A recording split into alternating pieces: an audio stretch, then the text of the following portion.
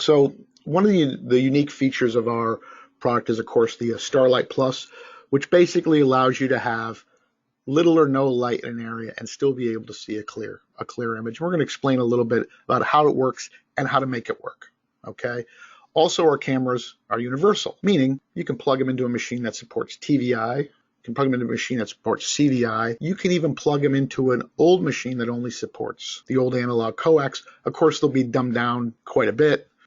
They'll be dumbed down to, I think, the equivalent of about 960 by 480, but you'll be able to plug them into that. So even though you have this camera that can do all this resolution, someone's got that old recorder hanging around, the camera will still function on. So the cameras are truly universal. We get clear images in darkness. Now also, though, we've changed our form factor a little bit. Well, not changed form factor. We've added a form factor. We call it a ball camera, okay?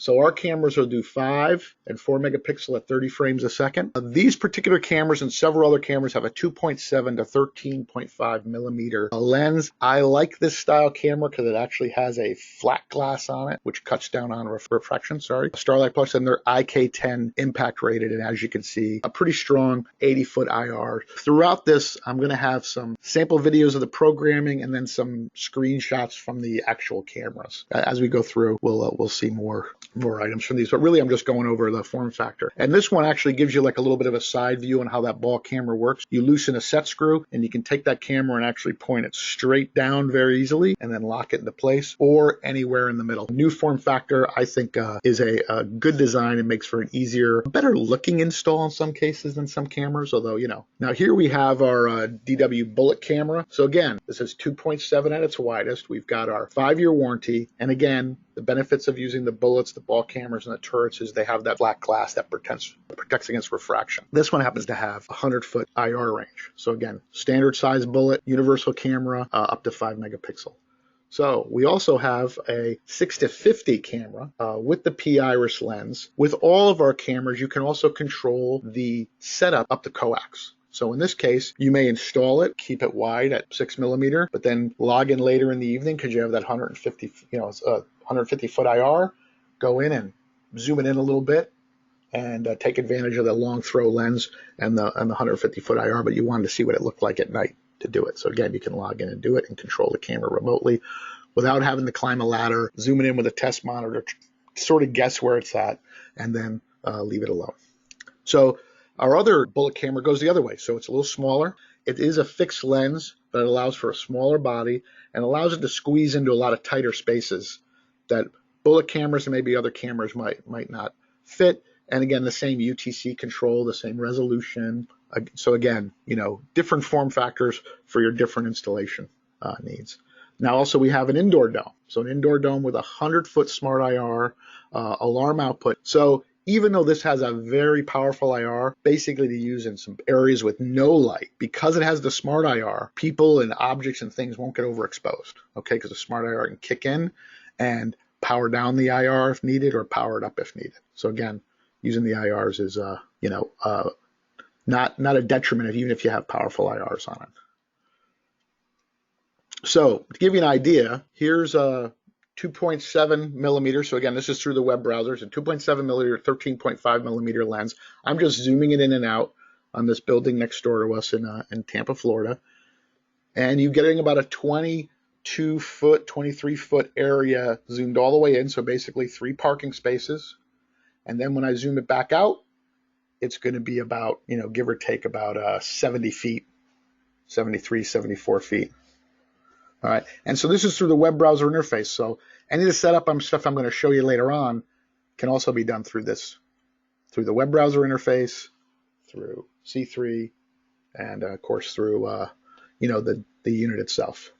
Here's another indoor camera, but this one has this is our Snap It series. This one has the built-in UDP, or basically the video bail-in built-in. So if you were going to use Cat5 cable, you wanted to send 4 cameras down one cable, you have the video bail-in on one side. So you only need one at the recorder. And again, smart IR, 2.7 to 13.5 millimeter lens.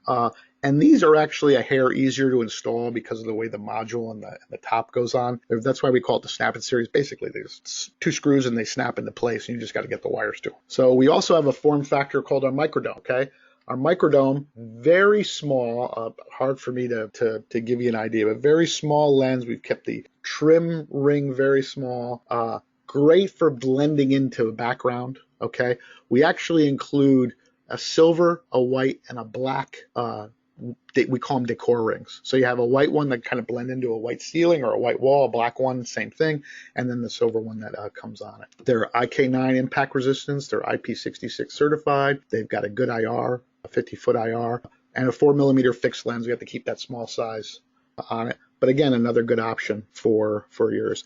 I see a couple questions, or at least one or two questions in there. I'll be answering questions at the end, so you guys either save them up or shoot them into my question pane, and I'll be glad to answer them, by the way. So now we're actually going to see, I think, a little bit of video from this one while we're programming this camera. So this is an IP66 rated IK10 rated with our clean view technology on the dome. Trouble with domes are it'll rain will come sideways, they'll get a little water, they'll get water spots on them. The clean view technology basically resists leaving dirt on the lens, so they stay clearer a lot longer than a standard camera.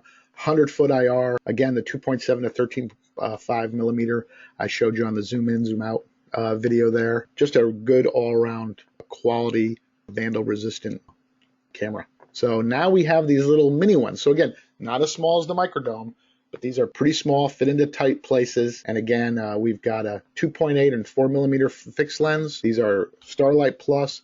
They're IK10 impact resistant. They're a smaller dome and a smaller body. I think this is actually, for the analog, one of our more popular cameras. And as you can see, it's not out yet, but we're going to be releasing a white optional cover.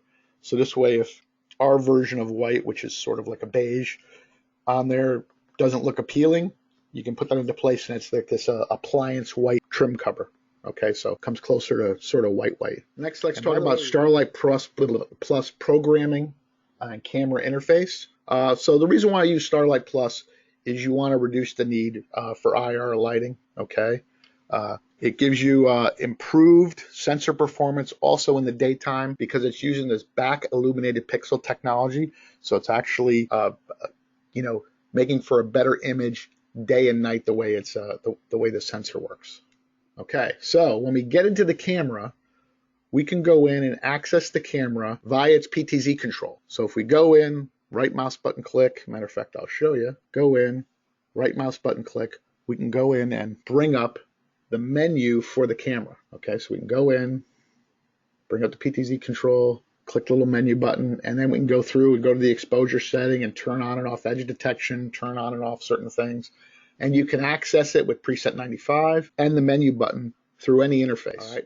So your camera exposure settings, okay, are very important. So you can make a slight tweak and really improve performance. You can raise the gain, you can change your shutter speed, you can do a lot of stuff to really improve the picture quality both day and night.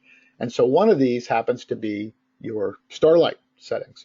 So what you do is you turn Starlight off, you set the camera in color mode instead of auto, and then you go set your Starlight mode. Starlight mode goes from X2 to X32. I recommend X4 or X8, which is basically keeping the shutter open a little longer, but our sensor's still able to keep the blurring from using slow shutter down to a minimum, and so you still get good picture quality on the camera. There's also DNR you can adjust, your gain. Edge detect is great for looking at a scene and seeing where some areas are too bright. That's what you use the edge detect for.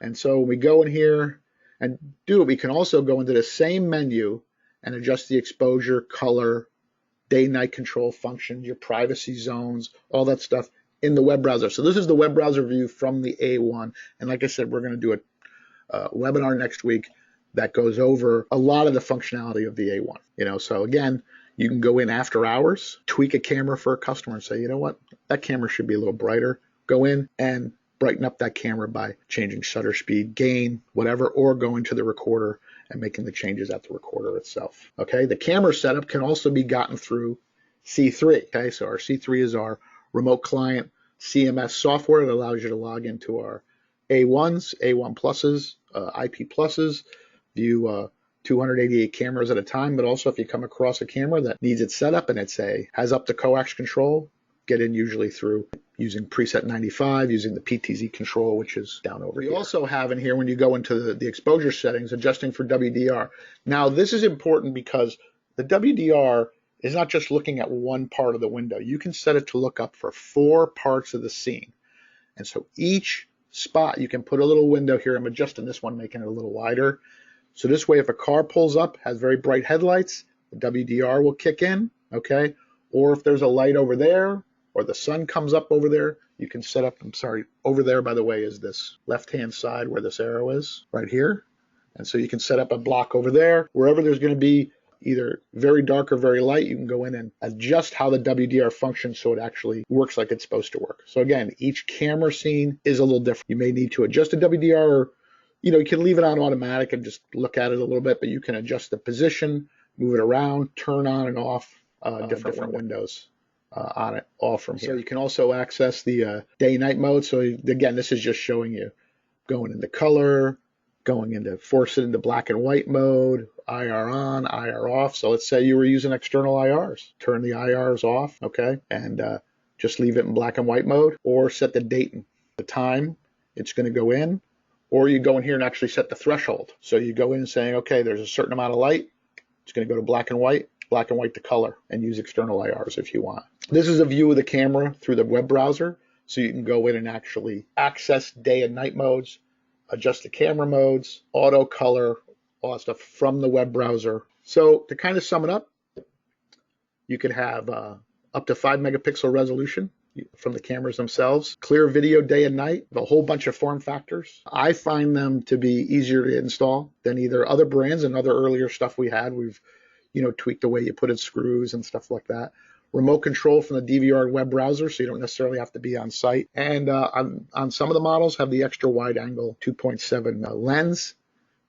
Like I said, next Friday, same time, 11 o'clock. So I think that's 18th. We're going to do one on the recorders themselves, setup of the recorders. We will go into more programming on some of the cameras. And then after that, we'll do I think it's November 1st, is a wrap up of the software that is available for all these. And of course, we talk a little bit about it in each of these anyway. So anyway, thanks, guys.